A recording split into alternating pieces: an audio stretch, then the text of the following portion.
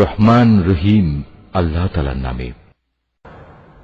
রসুলের উপর যা কিছু নাজিল করা হয়েছে তা যখন এরা শোনে তখন সত্য চেনার কারণে তুমি এদের অনেকের চোখকেই দেখতে পাবে অশ্রু সজল। নিবেদিত হয়ে তারা বলে ওঠে, হে আমাদের মালিক, আমরা ঈমান এনেছি, তুমি আমাদের নাম সত্যের সাক্ষ্যদাতাদের দলে লিখে নাও। বিশেষ করে আমরা যখন এই প্রত্যাশা করি যে আমাদের মালিক আমাদের সৎ কর্মশীলদের দলভুক্ত করে দেবেন, তখন আল্লাহ তাআলা ও তার কাছ থেকে আমাদের কাছে যা কিছু সত্য এসেছে তার উপর আমরা ঈমান আনব না কেন? অতঃপর তাদের উক্তির কারণে আল্লাহ তাআলা সন্তুষ্ট হয়ে পরকালে তাদের এমন এক জান্নাত দান করবেন যার তলদেশ দিয়ে অমিয় ঝর্ণাধারা প্রবহমান থাকবে, সেখানে তারা হবে চিরস্থায়ী। আর এটা হচ্ছে নেককার লোকদের যথার্থ পুরস্কার। অপরদিকে যারা কুফরি করেছে এবং আমার আয়াতগুলো অস্বীকার করেছে, তাকে মিথ্যা প্রতিপন্ন করেছে, তারা সবাই হবে জাহান্নামের অধিবাসী। হে ঈমানদার ব্যক্তিরা, আল্লাহ তাআলা তোমাদের জন্য যে পবিত্র জিনিসগুলো হালাল করে দিয়েছেন, তোমরা সেগুলো নিজেদের জন্য হারাম করে নিও না, আর কখনো হারামের সীমা লঙ্ঘন করো না। অবশ্যই আল্লাহ তাআলা সীমা লঙ্ঘনকারীদের অপছন্দ করেন। আল্লাহ তাআলা তোমাদের যে হালাল ও পবিত্র রিজিক দান করেছেন, তোমরা তা খাও এবং এ ব্যাপারে সে আল্লাহ তাআলার সীমারেখাকে ভয় করো যার উপর তোমরা ঈমান এনেছ। আল্লাহ তাআলা তোমাদের অর্থহীন শপথের জন্য তোমাদের পাকড়াও করবেন না, কিন্তু যে শপথ তোমরা জেনে বুঝে করো তার ব্যাপারে আল্লাহ তাআলা অবশ্যই তোমাদের পাকড়াও করবেন। এবং তার কাফফারা হচ্ছে 10 জন গরীব মিসকিনকে মধ্যম মানের খাবার খাওয়ানো, যা তোমরা সচরাচর নিজেদের পরিবার পরিজনদের খাইয়ে থাকো, কিংবা 10 জন মিসকিনকে পোশাক দান করা, অথবা একজন কৃতদাস মুক্ত করে দেয়া। যে ব্যক্তি এর কোনোটাই পাবে না তার জন্য কাফফারা হচ্ছে 3 দিন রোজা রাখা। শপথ ভাঙলে তোমাদের শপথ ভাঙার এ হচ্ছে কাফফারা। অতএব তোমরা তোমাদের শপথসমূহ রক্ষা করো। আল্লাহ তাআলা এভাবেই তাঁর আয়াতসমূহ তোমাদের কাছে বিশদভাবে বর্ণনা করেন, যাতে করে তোমরা কৃতজ্ঞতা জ্ঞাপন করতে পারো। হে মানুষ, তোমরা যারা ঈমান এনেছ, তোমরা জেনে রেখো, মদ, জুয়া, পূজার বেদী ও ভাগ্য নির্ণায়ক স্বর হচ্ছে ঘৃণিত শয়তানের কাজ। অতএব তোমরা তা সম্পূর্ণরূপে বর্জন করো। শয়তান এই মদ ও জুয়ার দ্বারা তোমাদের মাঝে শত্রুতা ও বিদ্বেষ সৃষ্টি করে দিতে চায়, এবং এভাবে এ চক্করে ফেলে সে তোমাদের আল্লাহ তাআলা স্মরণ ও নামাজ থেকে দূরে সরিয়ে রাখবে। তোমরা কি এ কাজ থেকে ফিরে আসবে না? তোমরা সর্ববিষয়ে আল্লাহর আনুগত্য করো তার রাসূলের। মদ ও জুয়ার ব্যাপারে সতর্ক থেকো। আর তোমরা যদি রাসূলের নির্দেশনা থেকে মুখ ফিরিয়ে নাও, তাহলে জেনে রাখো, আমার রাসূলের দায়িত্ব হচ্ছে সুস্পষ্টভাবে আমার কথাগুলো পৌঁছে দেয়া। যারা ঈমান এনেছে এবং নেক কাজ করেছে, এই নিষেধাজ্ঞা জারির আগে তারা যা কিছু খেয়েছে তার জন্য তাদের উপর কোনোই গুনাহ নেই। হ্যাঁ, ভবিষ্যতে যদি তারা সাবধান থাকে, আল্লাহর উপর ঈমান আনে এবং নেক আমল করে, অতঃপর আল্লাহ তাআলার নিষেধ থেকে তারা সতর্ক থাকে, একইভাবে যতক্ষণ পর্যন্ত তারা ঈমান আনবে ও নেক আমল করবে, সর্বদা আল্লাহকে ভয় করবে ও সততার নীতি অবলম্বন করতে থাকবে, আল্লাহ তাআলা অবশ্যই তাদের ক্ষমা করে দেবেন, কেননা আল্লাহ তাআলা সৎ কর্মশীল মানুষদের ভালোবাসেন। হে ঈমানদার লোকেরা, ইহরাম বাঁধা অবস্থায় আল্লাহ তাআলা অবশ্যই এমন কিছু শিকারের বস্তু দিয়ে তোমাদের পরীক্ষা নেবেন যেগুলো তোমরা সহজেই নিজেদের হাত ও বর্শা দ্বারা ধরতে পারো। এর উদ্দেশ্য হচ্ছে যেন আল্লাহ তাআলা একথা ভালো করে জেনে নিতে পারেন যে কে তাকে না দেখে ভয় করে। সুতরাং এর পরেও যদি কেউ সীমা লঙ্ঘন করে, তার জন্য যন্ত্রণাদায়ক আযাব রয়েছে।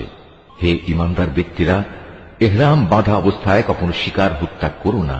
যদি তোমাদের কেউ এ অবস্থায় জেনে বুঝে কোন শিকারী জন্তু হত্যা করে, তার জন্য এর বিনিময় হচ্ছে সে যে জন্তু হত্যা করেছে তার সমান পর্যায়ে একটি গৃহপালিত জন্তু কোরবানি হিসেবে কাবায় পৌঁছে দেবে, যার ফয়সালা করবে তোমাদের দুজন ন্যায়বান বিচারক ব্যক্তি। কিংবা তার জন্য কাফফারা হবে কয়েকজন গরীব মিসকিনকে খাওয়ানো অথবা সমপরিমাণ রোজা রাখা, যাতে করে সে আপন কৃতকর্মের স্বাদ গ্রহণ করতে সক্ষম হয়। এ নিষেধাজ্ঞা জারির আগে যা কিছু গত হয়ে গেছে আল্লাহ তাআলা তা মাফ করে দিয়েছেন, কিন্তু এরপর যদি কেউ এর পুনরাবৃত্তি করে তাহলে আল্লাহ তাআলা অবশ্যই তার কাছ থেকে প্রতিশোধ নেবেন। আর আল্লাহ তাআলা পরাক্রমশালী ও প্রতিশোধ গ্রহণে প্রবল শক্তিমান। তোমাদের জন্য সমুদ্রের শিকার হালাল করা হয়েছে এবং তার খাবার হচ্ছে তোমাদের জন্য ও সমুদ্রের পর্যটকদের জন্য উৎকৃষ্ট সম্পদ। মনে রাখবে, যতক্ষণ পর্যন্ত তোমরা ইহরাম বাঁধা অবস্থায় থাকবে ততক্ষণ পর্যন্ত শুধু স্থলভাগের শিকারই তোমাদের জন্য হারাম থাকবে। তোমরা ভয় করো আল্লাহ তাআলাকে, যার সমীপে তোমাদের সবাইকে জড়ো করা হবে। আল্লাহ তাআলা খানায়ে কাবাকে সম্মানিত করেছেন মানব জাতির জন্য ভিত্তি হিসেবে, তিনি একে প্রতিষ্ঠা করেছেন। একইভাবে তিনি সম্মানিত করেছেন হজের পবিত্র মাসগুলোকে, কোরবানির জন্তুগুলোকে এবং এ উদ্দেশ্যে বিশেষ পট্টি বাঁধা জন্তুগুলোকে।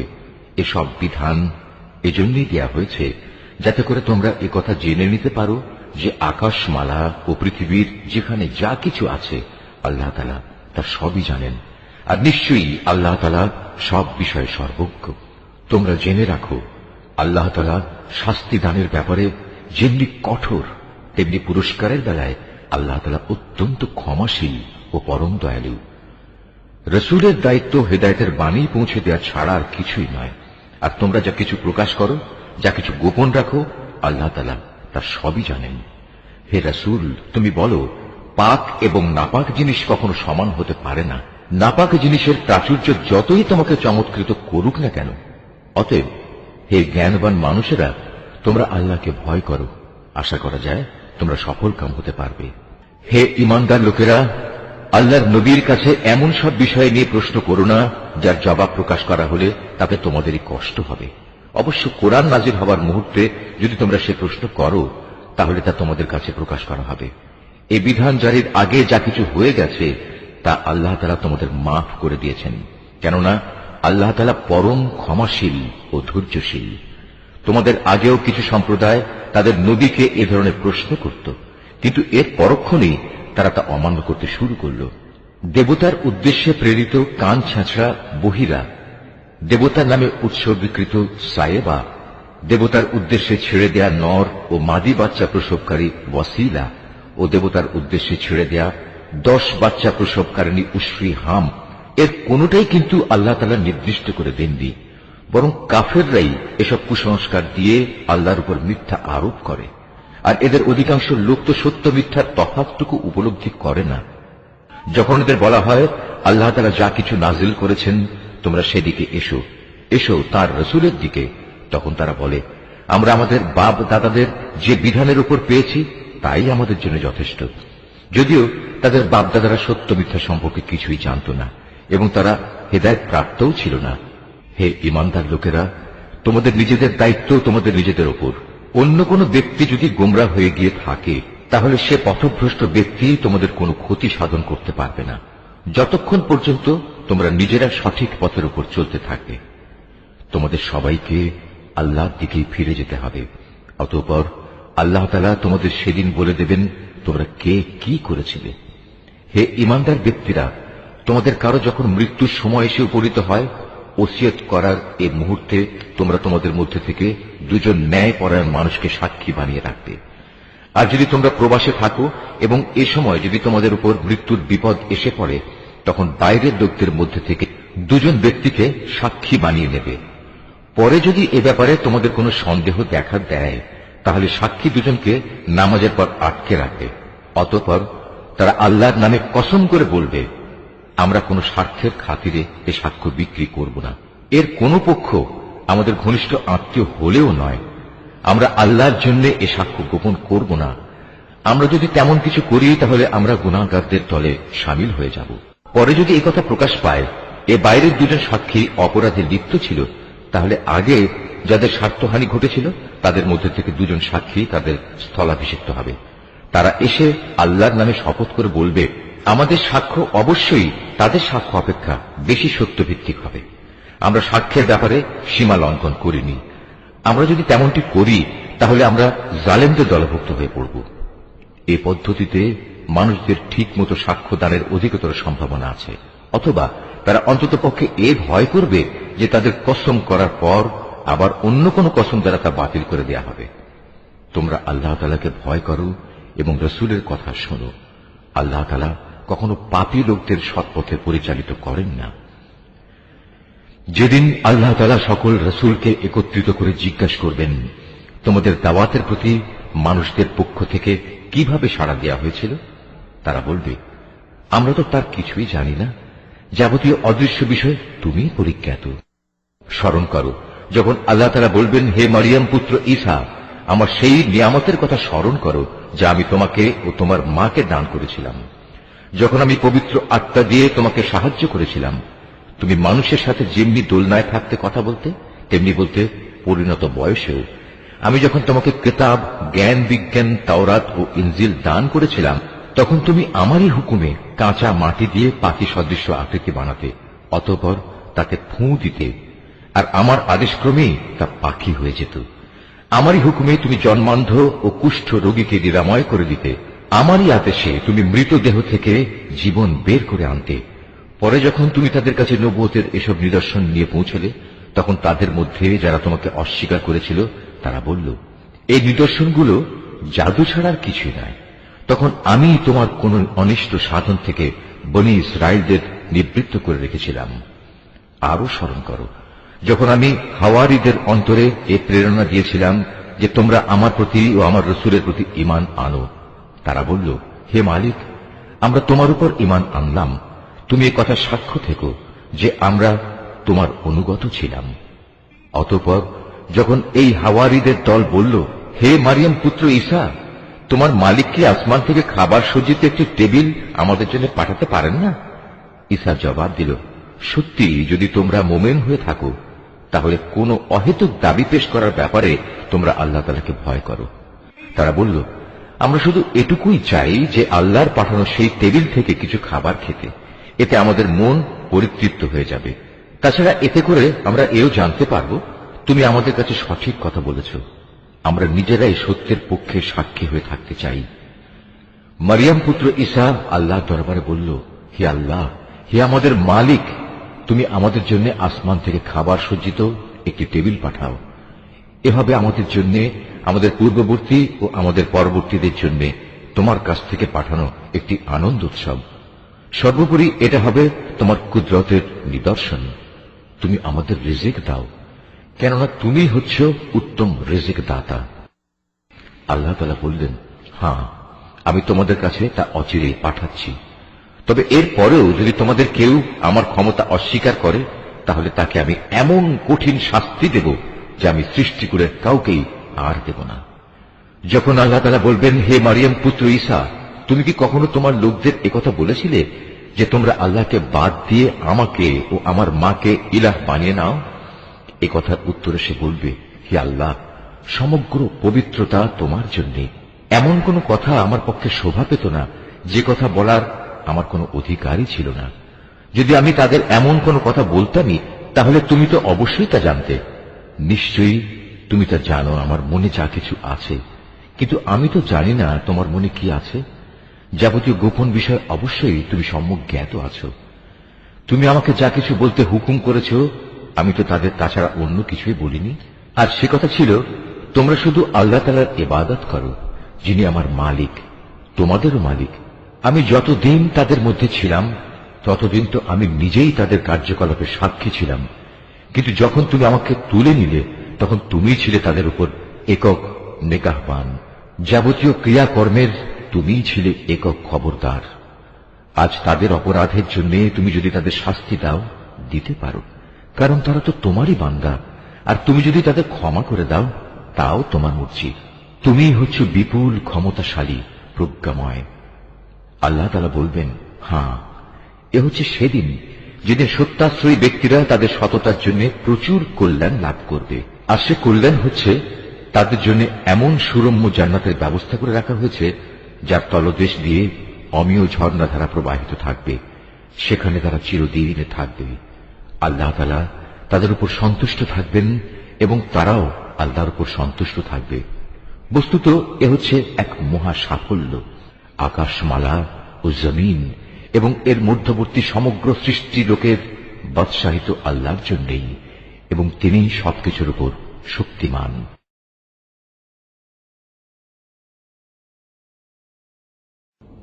সূরা আল আনাম। রহমান রহিম আল্লাহ তাআলার নামে। সমস্ত প্রশংসা আল্লাহর জন্য, যিনি আকাশমালা ও ভূমণ্ডল পয়দা করেছেন এবং তিনি অন্ধকার সমূহ ও আলো সৃষ্টি করেছেন। অতঃপর যারা আল্লাহ তাআলাকে অস্বীকার করে তারা প্রকারান্তরে এর দ্বারা অন্য কিছুকেই তাদের মালিকের সমকক্ষ হিসেবে দাঁড় করায়। তিনি তোমাদের মাটি থেকে সৃষ্টি করেছেন, অতঃপর তিনি প্রত্যেকের জন্য বাঁচার একটি মেয়াদ নির্দিষ্ট করে দিয়েছেন। তেমনি তাদের চূড়ান্ত ধ্বংসের জন্যও তার কাছে একটি সুনির্দিষ্ট মেয়াদ রয়েছে। তারপরেও তোমরা সন্দেহে লিপ্ত আছো। আসমান সমূহের এবং জমিনের সর্বত্র তিনিই তো হচ্ছেন একমাত্র আল্লাহ। তিনি যেমনি তোমাদের গোপন ও প্রকাশ্য বিষয়সমূহ জানেন, তেমনি তিনি জানেন তোমরা কে পাপ পুণ্যের কতটুকু উপার্জন করছো তাও। তাদের মালিকের নিদর্শনসমূহের মধ্যে এমন একটি নিদর্শনও নেই যা তাদের কাছে আসার পর তারা তা থেকে মুখ ফিরিয়ে নেয়নি। তাদের কাছে যতবারই আমার পক্ষ থেকে সত্য দিন এসেছে ততবারই তারা তা অস্বীকার করেছে। অচিরেই তাদের কাছে সে খবরগুলো এসে হাজির হবে যা নিয়ে তারা হাসি তামাশা করছিল। তারা কি দেখেনি তাদের আগে আমি এমন বহু জাতিকে বিনাশ করে দিয়েছি যাদের আমি পৃথিবীতে এমনভাবে প্রতিষ্ঠা দান করেছিলাম যা তোমাদেরও করিনি। আকাশ থেকে তাদের উপর আমি প্রচুর বৃষ্টি বর্ষণ করেছি, আবার তাদের মাটির নিচ থেকে আমি ঝর্ণাধারা প্রবাহিত করে দিয়েছি। অতঃপর আমি তাদের পাপের কারণে চিরতরে ধ্বংস করে দিয়েছি, আর তাদের পর তাদের জায়গায় আবার আমি এক নতুন জাতির উত্থান ঘটিয়েছি। হে নবী, আমি যদি তোমার কাছে কাগজে লেখা কোনো কিতাব নাজিল করতাম এবং তারা যদি তাদের হাত দিয়ে তা স্পর্শ করত, তাহলেও কাফেররা বলতো এটা তো সুস্পষ্ট জাদু ছাড়া আর কিছুই নয়। তারা বলে, এ নবীর প্রতি কোনো ফেরেশতা নাজিল করা হলো না কেন, যে তার সত্যতা সম্পর্কে আমাদের বলে দিত? যদি সত্যিই আমি কোনো ফেরেশতা পাঠিয়ে দিতাম তাহলে তাদের ফয়সালা তো তখনই হয়ে যেত, এরপর তাদের তো আর কোনো অবকাশই দেয়া হতো না। তাছাড়া আমি যদি সত্যিই ফেরেশতা পাঠাতাম তাকেও তো মানুষের আকৃতিতেই পাঠাতাম, তখনও তো তারা এমনিভাবে আজকের মতো সন্দেহে নিমজ্জিত থাকত। হে রাসূল, তোমার আগেও বহু নবী রাসূলকে এভাবে ঠাট্টা বিদ্রূপ করা হয়েছিল। অনন্তর তাদের মধ্যে যারা নবীর সাথে যে ঠাট্টা বিদ্রূপ করেছে তাই তাদের পরিবেষ্টন করে ফেলেছে। হে নবী, তুমি তাদের বলো, তোমরা এই পৃথিবীতে ঘুরে ফিরে দেখো দেখো যারা নবী রাসূলদের মিথ্যা প্রতিপন্ন করেছে তাদের কি ভয়াবহ পরিণাম হয়েছে। হে নবী, তুমি তাদের জিজ্ঞেস করো, আসমান সমূহ ও জমিনে যা কিছু আছে তা সব কার মালিকানাভুক্ত? তুমি বলো, এর সবকিছুই আল্লাহ তাআলার জন্য। মানুষদের উপর দয়া করাটা তিনি তার নিজের উপর কর্তব্য বলে স্থির করে নিয়েছেন। কিয়ামতের দিন তিনি তোমাদের অবশ্যই জড়ো করবেন, এতে বিন্দুমাত্র সন্দেহ নেই। সত্য স্বীকার করে যারা নিজেরাই নিজেদের ক্ষতি সাধন করেছে তারা এমন একটি দিনের আগমন কখনো বিশ্বাস করে না। রাত ও দিনের মাঝে যা কিছু স্থিতি লাভ করছে তার সবকিছুই তার জন্য। তিনি এদের সবার কথা শোনেন এবং সবার অবস্থা দেখেন। হে নবী, তুমি বলো, আমি কিভাবে আসমান সমূহ ও জমিনের মালিক আল্লাহ তাআলাকে বাদ দিয়ে অন্য কাউকে নিজের পৃষ্ঠপোষক বানিয়ে নেব, অথচ তিনি সৃষ্টিলোকের সবাইকে আহার যোগান। তাকে কোন রকম আহার যোগানো যায় না। তুমি বলো, আমাকে আদেশ দেওয়া হয়েছে যেন সবার আগে আমি মুসলমান হয়ে যাই, এবং আমাকে আরো আদেশ দেওয়া হয়েছে তুমি কখনো মুশরিকদের দলে শামিল হইও না। তুমি আরো বলো, আমি যদি আমার মালিকের কথা না শুনি তাহলে আমি এক মহা দিবসের আযাব আমার উপর আপতিত হওয়ার ভয় করি। সে কিয়ামতের দিন যাকে তার শাস্তি থেকে রেহাই দেয়া হবে তার উপর নিঃসন্দেহে আল্লাহ তাআলা অনুগ্রহ করবেন, আর এটিই হবে সেদিনের সুস্পষ্ট সাফল্য। জেনে রেখো, যদি আল্লাহ তাআলা তোমাকে কোনো দুঃখ পৌঁছাতে চান তাহলে তিনি ছাড়া আর কেউই তোমার থেকে তা দূর করতে পারবে না। অপরদিকে তিনি যদি তোমার কোনো উপকার করেন তাহলে কেউ তাতে বাধাও দিতে পারবে না। তিনি সবকিছুর উপর একক ক্ষমতাবান। তিনি তার বান্দাদের উপর একচ্ছত্র ক্ষমতার অধিকারী। তিনি মহাজ্ঞানী, তিনি সম্যক ওয়াকিবহাল। তুমি তাদের বলো, সাক্ষী হিসেবে কার সাক্ষ্য সবচেয়ে বেশি বড়? তুমি বলো, হ্যাঁ, একমাত্র আল্লাহ তাআলার, যিনি তোমাদের এবং আমার মাঝে সর্বোত্তম সাক্ষী হয়ে থাকবেন। এ কোরআন তার কাছ থেকেই আমার কাছে নাজিল করা হয়েছে, যেন তা দিয়ে তোমাদের এবং তোমাদের পর যাদের কাছে এ গ্রন্থ পৌঁছবে তাদের সকলকে আমি আযাবের ভয় দেখাই। তোমরা কি সত্যিই এই কথা সাক্ষ্য দিতে পারবে যে আল্লাহর সাথে আরো কোনো ইলাহ রয়েছে? হে নবী, তুমি তাদের জানিয়ে দাও, আমি জেনে বুঝে কখনো এ ধরনের মিথ্যা সাক্ষ্য দিতে পারবো না। তুমি বলো, তিনি তো একক, তোমার আল্লাহ তাআলার সাথে যে শিরক করে যাচ্ছ তার সাথে আমার কোন সম্পর্ক নেই।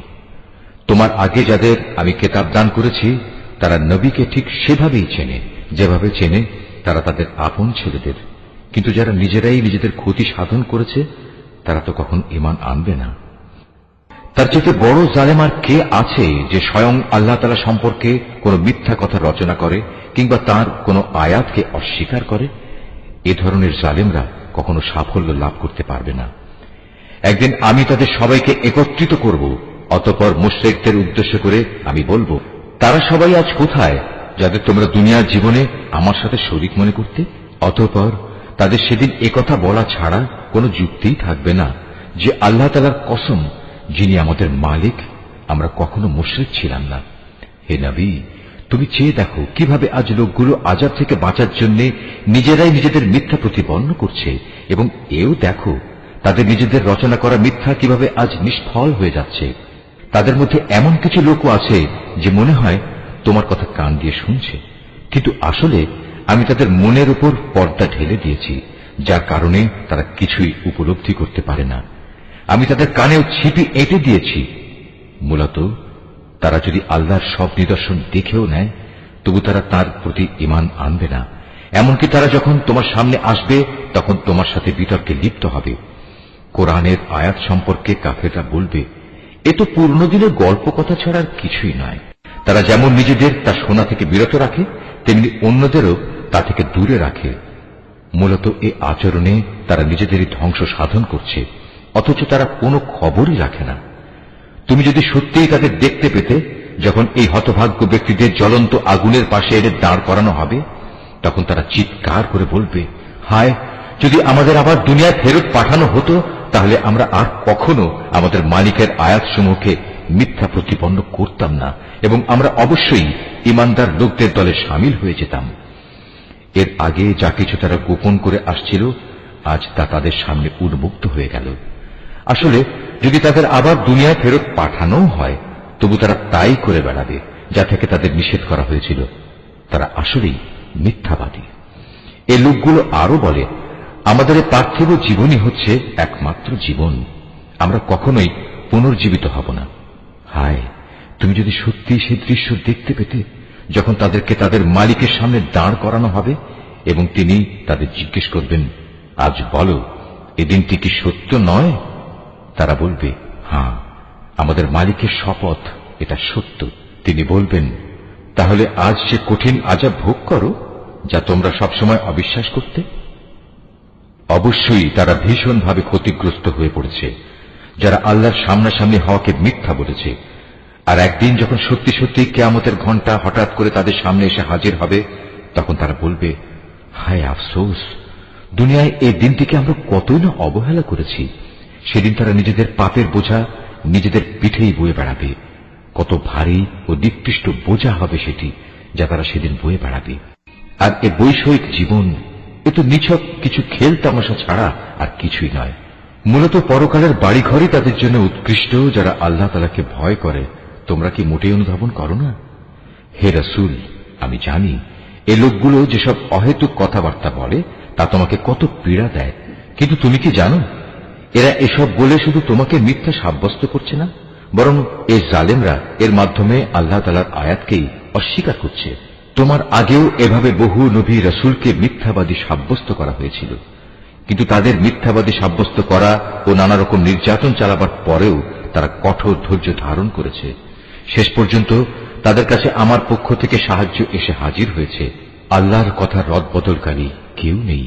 তদুপরি নবীদের এসব সংবাদ তো তোমার কাছে আগেই এসে পৌঁছেছে। তারপরেও যদি তাদের এ উপেক্ষা তোমার কাছে কষ্টকর মনে হয় তাহলে তোমার সাধ্য থাকলে তুমি পালানোর জন্য ভূগর্ভে কোনো সুড়ঙ্গ কিংবা আসমানের সিঁড়ি তালাশ করো, সেখানে চলে যাও এবং সেখান থেকে তাদের জন্য কোনো কিছু একটা নিদর্শন নিয়ে এসো। আসলে আল্লাহ তাআলা যদি চাইতেন তাদের সবাইকে হেদায়েতের উপর জড়ো করে দিতে পারতেন। তুমি কখনো জেনে বুঝে মূর্খ লোকদের দলে শামিল হইও না।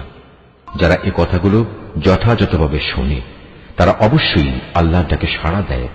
যারা মরে গেছে আল্লাহ তাআলা এদের সবাইকেও কবর থেকে উঠিয়ে জড়ো করে নেবেন। অতঃপর মহাবিচারের জন্য তারা সবাই তার সামনে প্রত্যাবর্তিত হবে। এরা বলে, নবীর উপর তার মালিকের পক্ষ থেকে আমাদের কথা মতো কোনো নিদর্শন নাজিল করা হয়নি কেন? হে রাসূল, তুমি তাদের বলো, অবশ্যই আল্লাহ তাআলা সব ধরনের নিদর্শন পাঠানোর ক্ষমতা রাখেন, কিন্তু সত্য কথা হচ্ছে এদের অধিকাংশ লোকই কিছু জানে না। জমিনের বুকে বিচরণশীল যে কোনো জন্তু কিংবা বাতাসের বুকে নিজ ডানা দুটি দিয়ে উড়ে চলা যে কোনো পাখি তোমরা দেখো না কেন? এগুলো সবই তোমাদের মতো আল্লাহ তাআলার সৃষ্টি। আমি আমার গ্রন্থে তথ্য সংযোজনে কোনো কিছুই বাকি রাখিনি। অতঃপর এদের সবাইকে একদিন তাদের মালিকের কাছে ফিরে যেতে হবে। যারা আমার আয়াতকে মিথ্যা সাব্যস্ত করে তারা হেদায়েতের ব্যাপারে বধির ও মুখ, তারা অন্ধকারে পড়ে আছে। আল্লাহ তাআলা যাকে চান তাকে গোমরা করে দেন, আবার যাকে চান তাকে সঠিক পথের উপর স্থাপন করে দেন। তুমি বলো, তোমরা কি ভেবে দেখেছ যখন তোমাদের উপর আল্লাহর পক্ষ থেকে বড় ধরনের কোনো আযাব আসবে কিংবা হঠাৎ করে কিয়ামত এসে হাজির হবে, তখন তোমরা কি আল্লাহ তাআলা ছাড়া আর কাউকে ডাকবে? জবাব দাও, যদি তোমরা সত্যবাদী হও, বরং তোমরা সেদিন শুধু তাকেই ডাকবে। তোমরা যে জন্য তাকে ডাকবে তিনি চাইলে তা দূর করে দেবেন, এবং যাদের তোমরা আল্লাহ তাআলার সাথে অংশীদার বানাতে তাদের সবাইকেই তখন তোমরা ভুলে যাবে। তোমার আগের জাতিসমূহের কাছেও আমি আমার রাসূল পাঠিয়েছিলাম, তাদেরও আমি দুঃখ, কষ্ট ও বিপর্যয়ের জালে আটকে রেখেছিলাম, যাতে করে তারা বিনয়ের সাথে নতি স্বীকার করে। কিন্তু সত্যি যখন তাদের কাফের দলের উপর আমার বিপর্যয় এসে আপতিত হল, তখনও তারা বিনীত হল না। অধিকন্তু তাদের অন্তর এতে আরো শক্ত হয়ে গেল, এবং তারা যা করে যাচ্ছিল শয়তান তাদের কাছে তা আকর্ষণীয় করে তুলে ধরল। অতঃপর তারা সেসব কিছুই ভুলে গেল যা তাদের বারবার স্মরণ করানো হয়েছিল। তারপরেও আমি তাদের উপর সচ্ছলতার সব কয়টি দুয়ারি খুলে দিলাম। শেষ পর্যন্ত যখন তারা তাতে মত্ত হয়ে গেল যা তাদের দেওয়া হয়েছিল, তখন আমি তাদের হঠাৎ পাকড়াও করে নিলাম। ফলে তারা নিরাশ হয়ে পড়ল। এভাবেই যারা আল্লাহ তাআলার ব্যাপারে জুলুম করেছে তাদের মূলচ্ছেদ করে দেয়া হয়েছে। আর সকল প্রশংসা আল্লাহ তাআলার জন্যই, যিনি সৃষ্টিকুলের মালিক। হে রাসূল, তাদের তুমি বলো, তোমরা কি একথা ভেবে দেখেছ, যদি আল্লাহ তাআলা কখনো তোমাদের শোনার ও দেখার ক্ষমতা কেড়ে নেন এবং তোমাদের অন্তরসমূহের উপর মোহর মেরে দেন, তবে আল্লাহ তাআলা ছাড়া তোমাদের দ্বিতীয় কোনো ইলাহ আছে কি যে তোমাদের এসব কিছু ফিরিয়ে দিতে পারবে? লক্ষ্য করো কিভাবে আমার আয়াতসমূহ আমি খুলে খুলে বর্ণনা করছি। আশ্চর্যের বিষয়, এ সত্ত্বেও তারা মুখ ফিরিয়ে নিচ্ছে। তুমি বলো, তোমরা চিন্তা করে দেখেছ কি, যদি কখনো অকস্মাৎ কিংবা প্রকাশ্যভাবে আল্লাহর আযাব তোমাদের উপর আপতিত হয়, তাতে কতিপয় জালেম সম্প্রদায়ের লোক ব্যতীত অন্য কাউকে ধ্বংস করা হবে কি? আমি তো রসুলদের জান্নাতের সুসংবাদবাহী ও জাহান্নামের সতর্ককারী ছাড়া অন্য কোনো হিসাবে পাঠাই না। তারপর যে ব্যক্তি রসুলদের উপর ঈমান আনবে এবং এভাবে নিজেকে সংশোধন করে নেবে, এমন লোকদের পরকালে কোনো ভয় নেই এবং তাদের সেদিন কোন রকম চিন্তিত হতে হবে না। অপরদিকে যারা আমার আয়াতসমূহকে মিথ্যা প্রতিপন্ন করবে, তাদের এই নাফরমানির কারণে আমার আযাব সেদিন তাদের ঘিরে ধরবে। হে মুহাম্মদ, তুমি বলো, আমি তো তোমাদের একথা বলি না যে আমার কাছে আল্লাহ তাআলার বিপুল ধনভাণ্ডার রয়েছে, না একথা বলি আমি গায়েবের কোনো খবর রাখি, আর একথাও বলি না যে আমি একজন ফেরেশতা। আসলে আমি তো সেই ওহীরই অনুসরণ করি যা আমার উপর নাজিল করা হয়। তুমি বলো, অন্ধ আর চক্ষুষ্মান ব্যক্তি কি কখনো এক হতে পারে? তোমরা কি চিন্তা ভাবনা করে দেখো না? হে মুহাম্মদ, তুমি সে কিতাবের মাধ্যমে সেসব লোককে পরকালের আযাবের ব্যাপারে সতর্ক করে দাও যারা এ ভয় করে যে তাদেরকে একদিন তাদের মালিকের সামনে একত্র করা হবে। সেদিন তাদের জন্য তিনি ছাড়া দ্বিতীয় কোনো সাহায্যকারী বন্ধু কিংবা কোনো সুপারিশকারী থাকবে না। আশা করা যায় তারা সাবধান হবে। যারা সকাল সন্ধ্যায় তাদের মালিককেই ডাকে, তারই সন্তুষ্টি কামনা করে, তাদের তুমি কখনো তোমার কাছ থেকে সরিয়ে দিও না, কারণ তাদের কাজকর্মের জবাবদিহিতার দায়িত্ব যেমন তোমার উপর কিছুই নেই, তেমনি তোমার কাজকর্মের হিসাব কেতাবের কোন রকম দায়িত্ব তাদের উপর নেই। তারপরেও যদি তুমি তাদের তোমার কাছ থেকে দূরে সরিয়ে দাও, তাহলে তুমি বাড়াবাড়ি করা লোকদের দলে সামিল হয়ে যাবে। আর আমি এভাবেই তাদের একদল দ্বারা অন্য দলের পরীক্ষা নিয়েছি, যেন তারা একদল একথা বলতে পারে যে এরাই কি হচ্ছে আমাদের মাঝে সে দলের লোক যাদের উপর আল্লাহ তাআলা তার অনুগ্রহ করেছেন। আল্লাহ তাআলা কি ভালো করে জানেন না কারা তার প্রতি কৃতজ্ঞ? যারা আমার আয়াতসমূহের উপর ঈমান এনেছে তারা যখন তোমার কাছে আসবে তখন তুমি তাদের বলো, আল্লাহ তাআলার পক্ষ থেকে তোমাদের উপর শান্তি বর্ষিত হোক। তোমাদের উপর অনুগ্রহ করাটা তোমাদের মালিক নিজের কর্তব্য বলে স্থির করে নিয়েছেন। তবে তোমাদের মধ্যে যদি কেউ কখনো অজ্ঞানতাবশত কোনো অন্যায় কাজ করে বসে এবং পরক্ষণে তওবা করে ও নিজের জীবন শুধরে নেয়, তাহলে আল্লাহ তাআলা তাকে ক্ষমা করে দেবেন। তিনি একান্ত ক্ষমাশীল ও পরম দয়ালু। আর এভাবেই আমি আমার আয়াতসমূহ বিশদভাবে বর্ণনা করি, যাতে অপরাধীদের পথ পরিষ্কার হয়ে যায়। হে মুহাম্মদ, তুমি তাদের বলে দাও, এক আল্লাহ তাআলাকে বাদ দিয়ে তোমরা আর যাদের গোলামি করছো, আমাকে নিষেধ করা হয়েছে আমি যেন তাদের গোলামি না করি। তুমি তাদের এও বলে দাও, আমি কখনো তোমাদের খেয়াল খুশির অনুসরণ করি না। তেমনটি করলে আমি নিঃসন্দেহে গোমরাহ হয়ে যাব এবং আমি আর সত্যের অনুসরণকারী দলের সাথে থাকব না। তুমি বলো, আমি অবশ্যই আমার মালিকের এক উজ্জ্বল দলিল প্রমাণের উপর প্রতিষ্ঠিত আছি এবং তাকেই তোমরা অস্বীকার করছো। তাকে অস্বীকার করার পরিণাম যা তোমরা দ্রুত দেখতে চাও তা ঘটানোর ক্ষমতা আমার কাছে নেই। সব জিনিসের চূড়ান্ত ক্ষমতা তো কেবলমাত্র আল্লাহ তাআলার হাতেই রয়েছে। আর এই মহা সত্যটি তিনি তোমাদের কাছে বর্ণনা করছেন। তিনিই হচ্ছেন উত্তম ফয়সালাকারী। তুমি বলো, আযাবের যে বিষয়টার জন্য তোমরা তাড়াহুড়ো করছো তা ঘটানো যদি আমার ক্ষমতার মধ্যে থাকত, তাহলে তোমাদের ও আমার মধ্যকার ফয়সালা আগেই হয়ে যেত। জালেমদের সাথে কি আচরণ করা উচিত তা আল্লাহ তাআলা ভালো করে জানেন। যাবতীয় অদৃশ্য বিষয়ের চাবি তার হাতেই নিবদ্ধ রয়েছে। সেই অদৃশ্য খবর তো তিনি ছাড়া আর কারোরই জানা নেই। জলে স্থলে যেখানে যা কিছু আছে তা শুধু তিনিই জানেন। এই সৃষ্টিরাজির মধ্যে একটি পাতা কোথাও ঝরে না যার খবর তিনি জানেন না। মাটির অন্ধকারে একটি শস্যকণাও নেই, নেই কোনো তাজা সবুজ কিংবা ক্ষয়িষ্ণু শুকনো কিছু যার পূর্ণাঙ্গ বিবরণ একটি সুস্পষ্ট গ্রন্থে মজুদ নেই।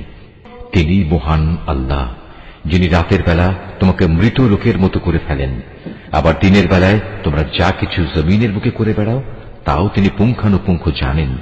পরিশেষে সেখানে তিনি তোমাদের মৃত সম অবস্থা থেকে আবার জীবনের অবস্থায় ফিরিয়ে আনেন, যাতে করে তোমাদের নির্দিষ্ট সময়কাল এভাবে পূর্ণতা প্রাপ্ত হতে পারে। আর এই মেয়াদ পূর্ণ করার পর তোমাদের সবার প্রত্যাবর্তন একদিন তাঁর দিকেই সংঘটিত হবে। অতঃপর তিনি তোমাদের পুঙ্খানুপুঙ্খ বলে দেবেন তোমরা কি কাজ করছিলে। আল্লাহ তাআলা নিজ বান্দাদের যাবতীয় বিষয়ের উপর পূর্ণ মাত্রায় কর্তৃত্বশীল। এজন্যই তিনি তোমাদের উপর পাহারাদার ফেরেশতা নিযুক্ত করেন। অবশেষে তোমাদের কারো যখন মৃত্যু এসে হাজির হয় তখন প্রেরিত ফেরেশতারা এসে তার জীবনের সমাপ্তি ঘটিয়ে দেয়। দায়িত্ব পালনে এরা কখনো কোনো ভুল করে না। অতঃপর তাদের সবাইকে বিচারের জন্য তাদের আসল মালিকের সামনে ফিরিয়ে নেওয়া হবে। হুঁশিয়ার থেকো, কারণ যাবতীয় ক্ষমতা ও কর্তৃত্ব কিন্তু একা তাঁর এবং তড়িৎ হিসাব গ্রহণে তিনি অত্যন্ত তৎপর।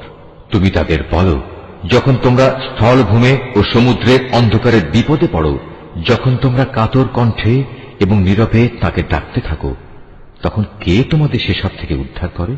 কাকে তোমরা তখন বলো, হে মালিক, আমাদের যদি তুমি বাঁচিয়ে দাও তাহলে আমরা তোমার কৃতজ্ঞ বান্দাদের দলে শামিল হয়ে যাব। তুমি বলে দাও, হ্যাঁ, আল্লাহ তাআলাই তখন তোমাদের সে অবস্থা থেকে এবং যাবতীয় বিপদ আপদ থেকে বাঁচিয়ে দেন। তারপরেও তোমরা তার সাথে অন্যদের শরীক করো। তুমি আরো বলো, আল্লাহ তাআলা তোমাদের উপর থেকে অথবা তোমাদের পায়ের নিচ থেকে আযাব পাঠাতে সক্ষম, অথবা তিনি তোমাদের দল উপদলে বিভক্ত করে এক দলকে আরেক দলের শাস্তির স্বাদ গ্রহণ করাতেও সম্পূর্ণরূপে সক্ষম। লক্ষ্য করো কিভাবে আমি আমার আয়াতসমূহ তাদের কাছে বর্ণনা করি, যাতে করে তারা সত্য অনুধাবন করতে পারে। তোমার জাতির লোকেরা তা অস্বীকার করেছে, অথচ তাই একমাত্র সত্য। তুমি তাদের এটুকুই বলে দাও, আমি তোমাদের উপর কর্মবিধায়ক নই। প্রতিটি বার্তার জন্য একটি সুনির্দিষ্ট দিনক্ষণ মজুদ রয়েছে এবং তোমরা অচিরেই তা জানতে পারবে। তুমি যখন এমন সব লোককে দেখতে পাও যারা আমার আয়াতসমূহ নিয়ে হাসি বিদ্রুপ করছে, তাহলে তুমি তাদের কাছ থেকে সরে এসো, যতক্ষণ না তারা অন্য কিছু বলতে শুরু করে।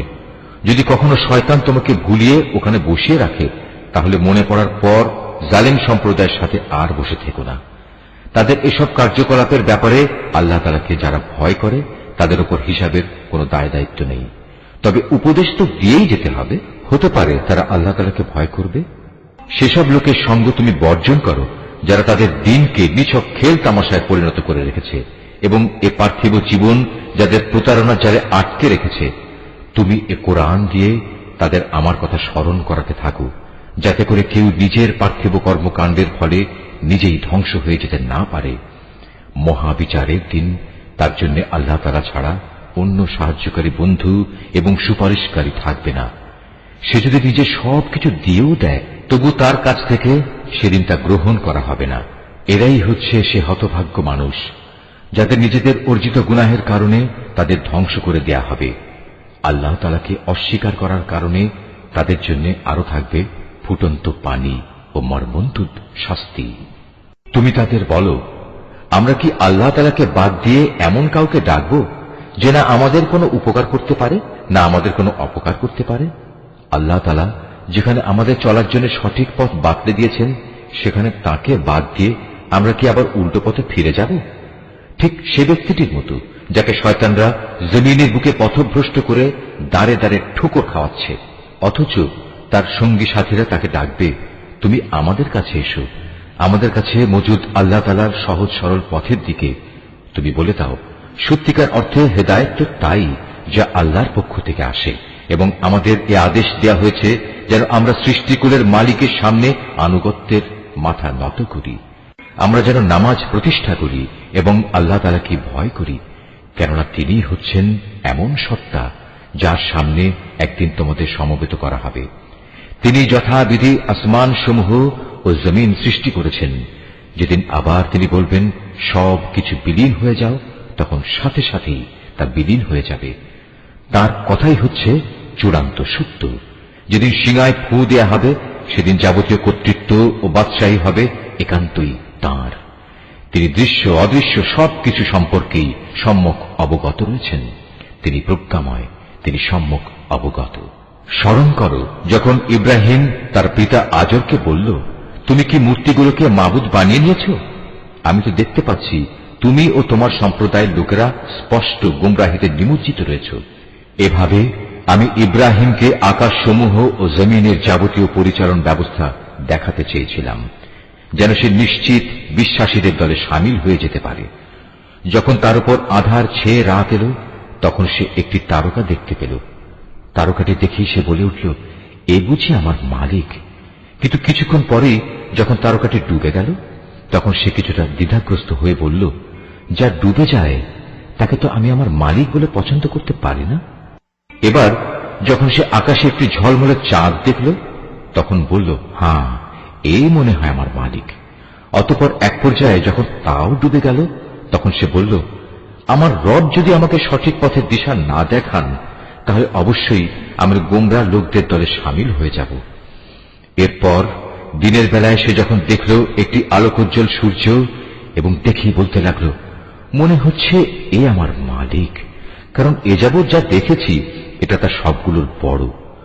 সন্ধ্যা ঘনিয়ে আসতে আসতে তাও যখন ডুবে গেল, তখন ইব্রাহিম নতুন বিশ্বাসে বলীয়ান হয়ে নিজের জাতিকে ডেকে বলল, হে আমার সম্প্রদায়ের লোকেরা, তোমরা যেসব কিছুকে আল্লাহ তাআলার সাথে অংশীদার বানাও, আমি তা থেকে সম্পূর্ণ মুক্ত।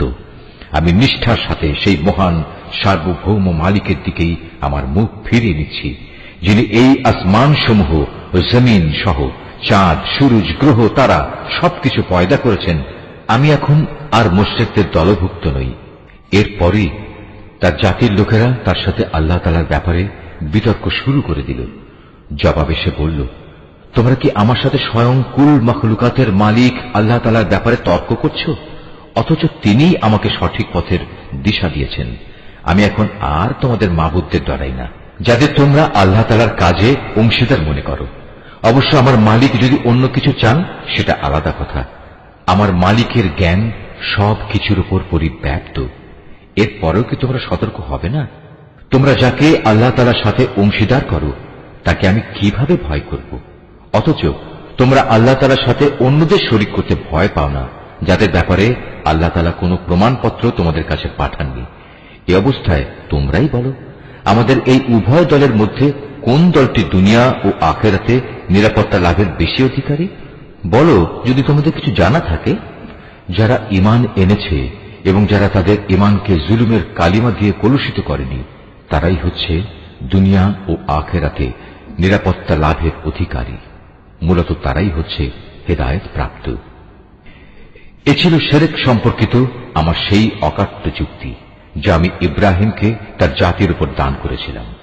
এভাবেই আমি আমার জ্ঞান দিয়ে যাকে ইচ্ছা তাকে সমুন্নত করি। তোমার মালিক প্রবল প্রজ্ঞাময়, কুশলী। অতঃপর আমি তাকে দান করেছি ইসহাক ও ইয়াকুবের মতো দুইজন সুপুত্র।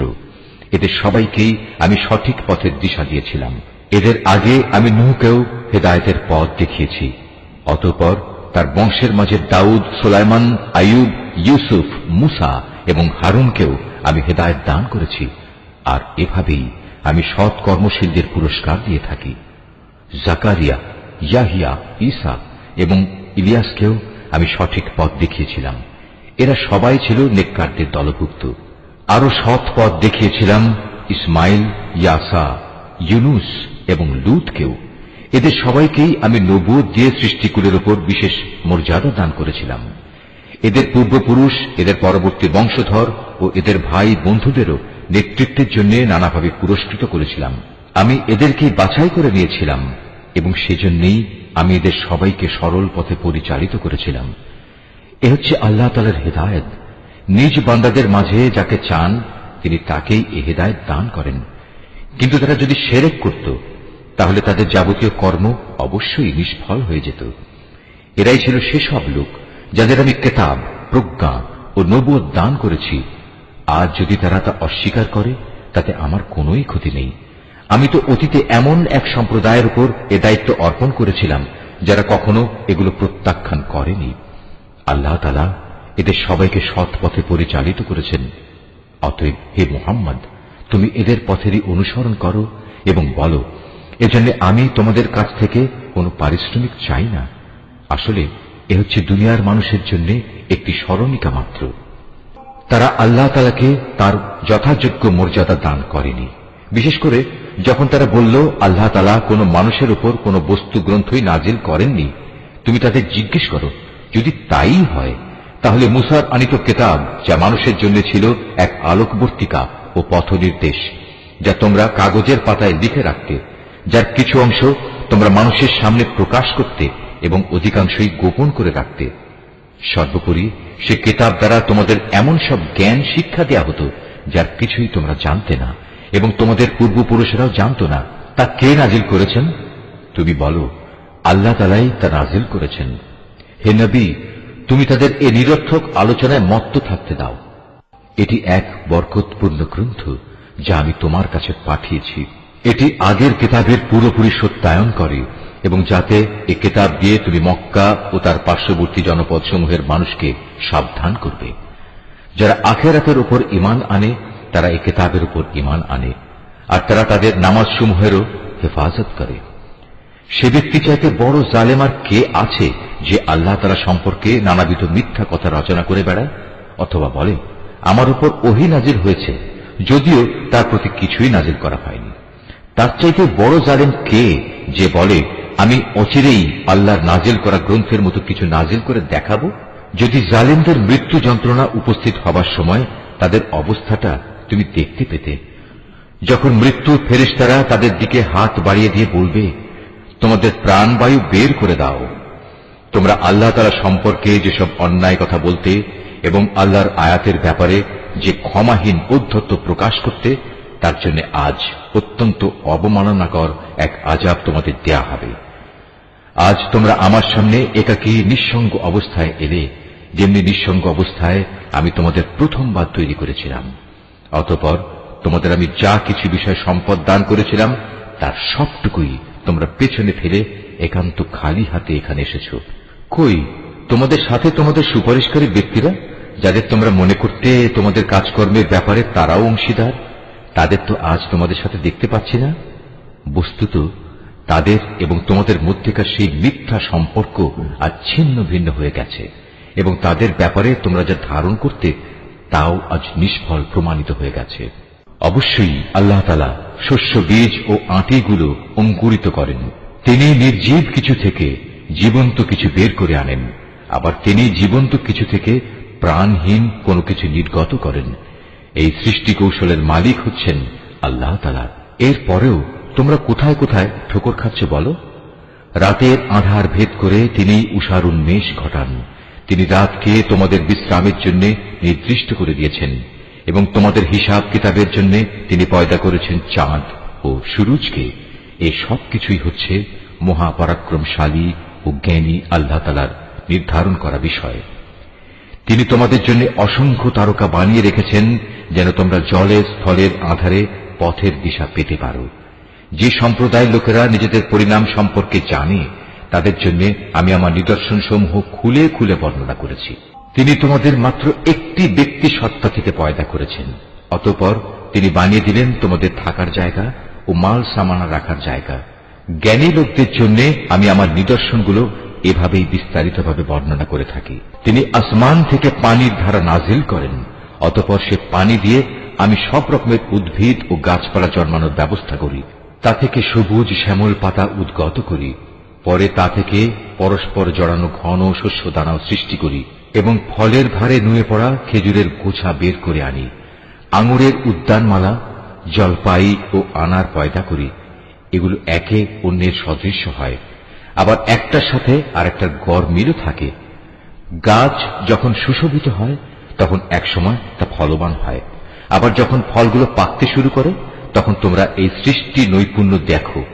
অবশ্যই এতে ঈমানদার লোকদের জন্য বহু নিদর্শন রয়েছে। তারা জিনকে আল্লাহর সাথে শরীক মনে করে, অথচ আল্লাহ তাআলাই জিনদের পয়দা করেছেন।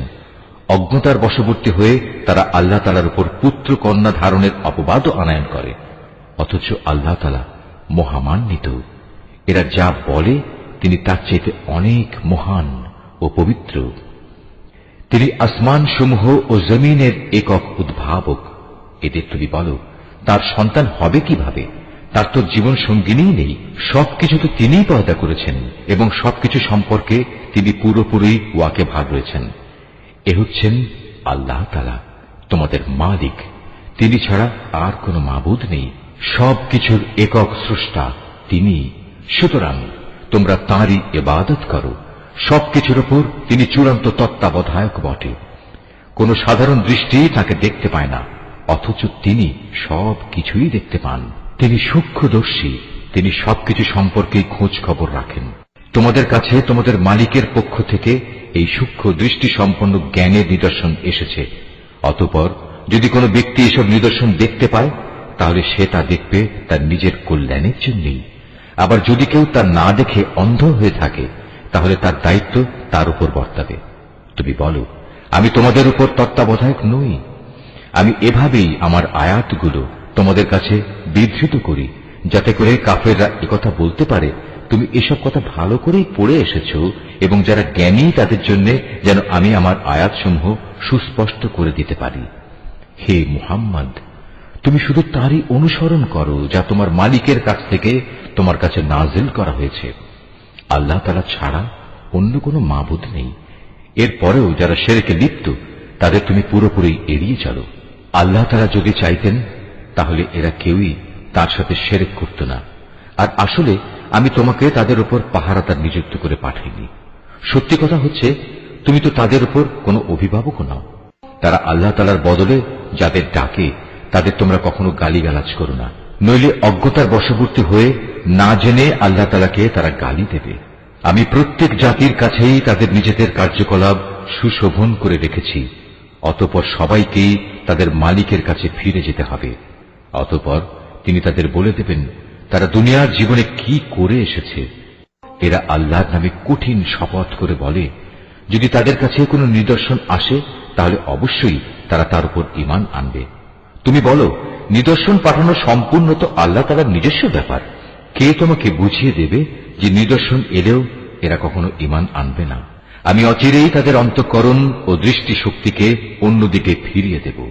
যেমন তারা প্রথমবারেই এ কোরআনের উপর ঈমান আনেনি এবং আমি তাদের অবাধ্যতার আবর্তে ঘুরপাক খাওয়ার জন্য ছেড়ে দেব।